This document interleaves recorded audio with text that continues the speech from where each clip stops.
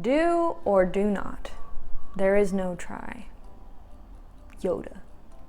All right, I'll give it a try. No. Try not. Do. Or do not. There is no try. Everybody wants to learn, but nobody wants to suck. The thing about learning is that when you're actually learning and you're actually doing something new, you are going to suck at it. When you do it, you'll be so bad, you'll think that you can't actually do it, that nothing is happening. But just like with Luke trying to lift rocks with his brain on Dagobah,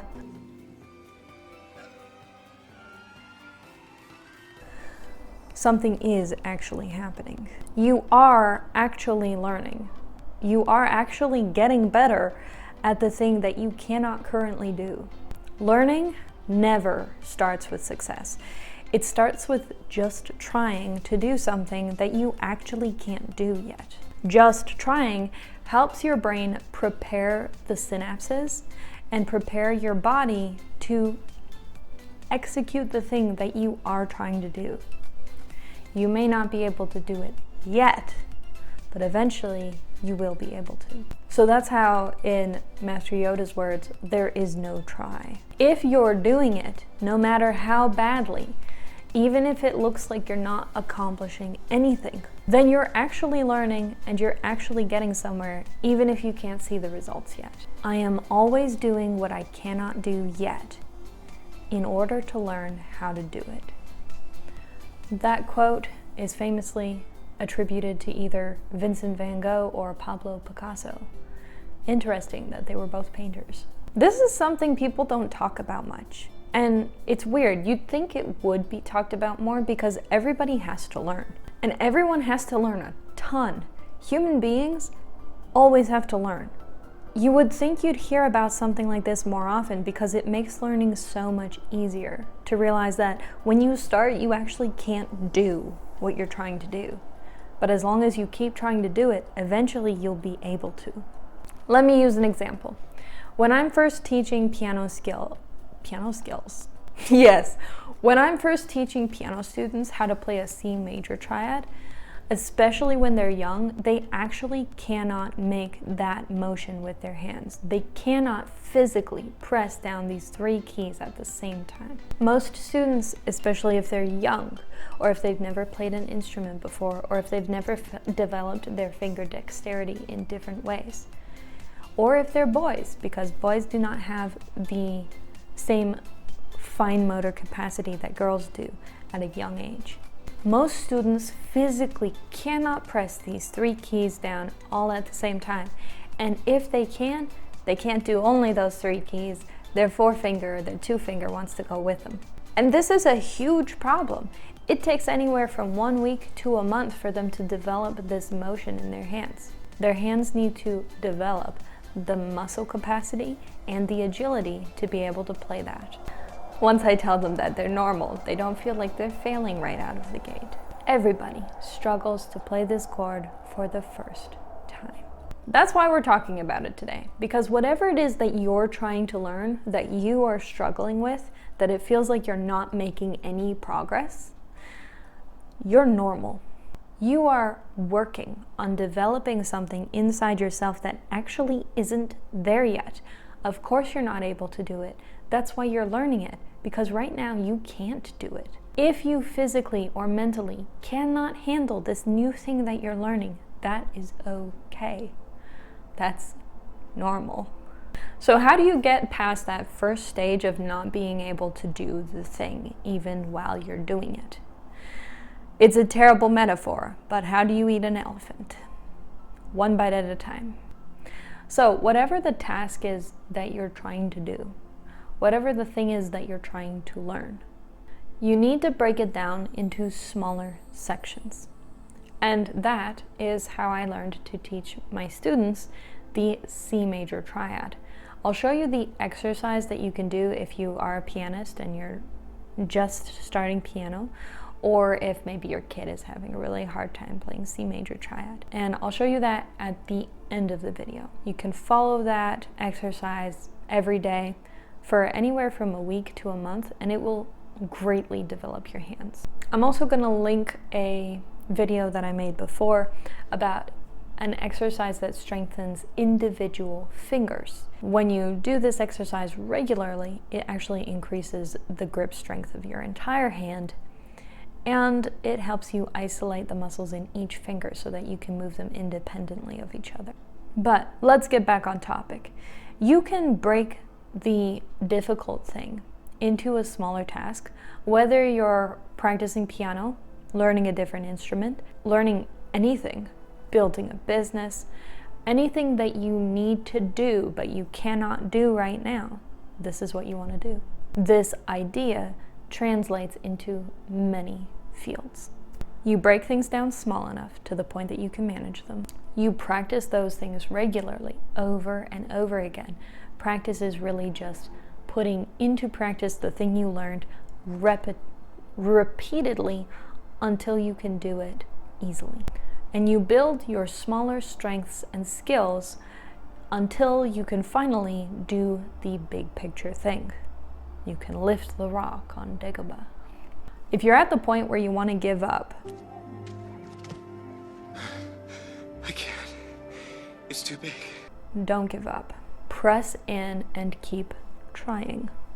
Because every time you try, you're not just trying to do it. You are actually doing it. You're just doing it so poorly right now that you can't see the results, but you're still doing it. And if you press through, you will get that breakthrough point. You will be able to lift the rock with your brain. Although I guess it's not really with the brain that he uses. Yeah, he's using the force. You will be able to harness the force and lift the rock. Now I'm going to show you that exercise for the triad in a moment, but first I got to tell you, speaking of learning something new, if you've ever wanted to learn to read and play sheet music on the piano, I have a course coming out in June that's going to teach you just that. This is several hours of footage. It is all the experience that I've gained over the last 10 years teaching to get people from absolute zero to playing pretty good music in anywhere from 3 to 6 months. The course is self-guided, so you'll be able to walk yourself through there and decide your own pace. You'll be able to skip lessons and do extra here and there. The regular price of the course will be about $250 Canadian, and the early bird discount will take it down to $50, and that's the lowest it is ever going to be. If you're interested in that, please let me know. Scroll down to the contact form on practicalpiano.ca, and I will put you on the list of early bird course takers.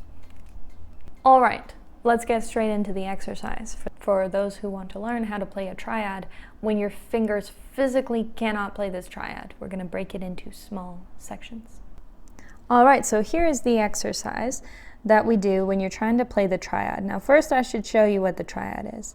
This is the first chord that most beginners encounter when they're learning piano music, and it's usually done in the left hand. And it uses the letters C, E, and G.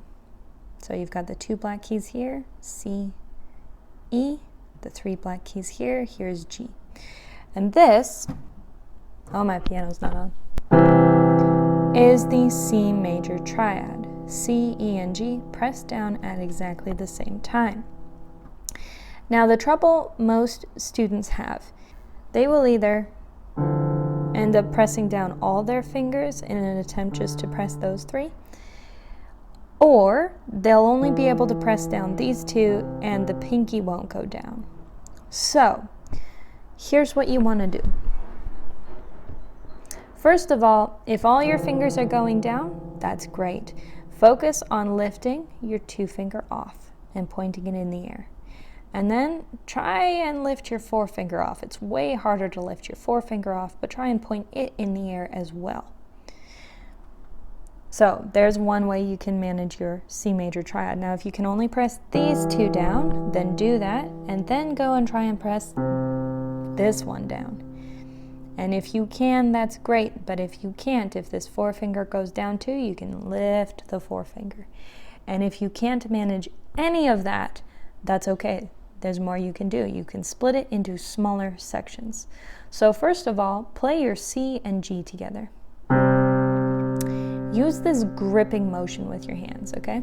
If I take something like this beautiful rock one of my students made for me, and I squeeze here, it'll actually be easier for you to see if we do the underside. See this? So if you squeeze the pinky and you squeeze the thumb towards each other in this gripping motion, that is the same motion you want to use when you play this. C and G together. So get yourself something like that you can squeeze.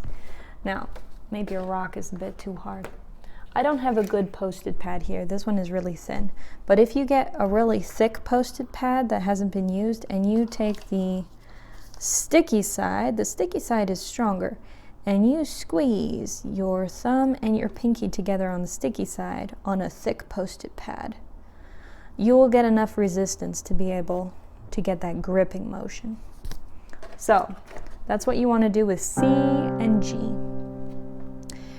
And you do this a bunch of times. I would say do it 5 to 10 times, just C and G. Grip, grip.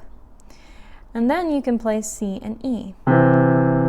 This is way harder to do. You might not even be able to do it. You might end up forcing your forefinger down. That's okay. Lift up your forefinger. Or just try really hard. Squeeze these two fingers together and see if you can press them down. And you want to do that one 5 to 10 times. And then you're going to do this one, 1 and 3, on G and E. And you squeeze those together. And then after you do a bunch of that, you can try all of them at once. And I bet you your chord is going to be way better than it was at the start, even if it's not perfect. Now you just keep doing this, do a little bit every day. Frequency is better than length. If you can think about doing it like 2 or 3 times a day, that's great. If you can only do it once a day, do it as many days in a row as you can. And if you just keep going, your hand will get stronger and stronger. And then you'll be able to press this with no problem. Now, try it in your right hand as well. And see if you can play it in your right hand. Often the things we can't do in our left, we can do in our right because our right is more dexterous. But even if you can't do it in your right hand, you can do the same kind of exercises in your right hand. You can do the 3 and the 5 together, the 1 and the 3 together, and the 1 and the 5 together, a bunch of times in a row. And then you can try the whole set, C, E, G, at the same time. While we're on it, let me not forget that another thing you can do is press your 2 and your 4 together on D and F. This motion is also very difficult to do, and even though it's not part of the thing you're trying to do, it will give you more exercise and more dexterity with these 2 fingers that are so hard to move, so that when you go to play this, you will have more dexterous 2 and 4 fingers and you'll be able to lift them up. All right, try that for a month, anywhere from 1 week to a month, and get back to me, and I'll bet that you'll be able to press that down no problem. And if you do get there, if you do get to the place where you're able to do that, please leave a comment and let me know that you succeeded. If you found this video helpful, please like it. If you know anyone else who is also struggling to learn something new and they could use some of the wisdom of Yoda to help them along, please share it with them. If you have any questions or you want to talk about this thing that you're learning, please leave it in the comments. This channel is mainly a piano channel where we focus on improving the way that you practice and improving some of your skills so that as you're practicing piano, you can make better progress. If that sounds like it's down your alley, please subscribe. Thank you for joining me for this video. Happy practicing.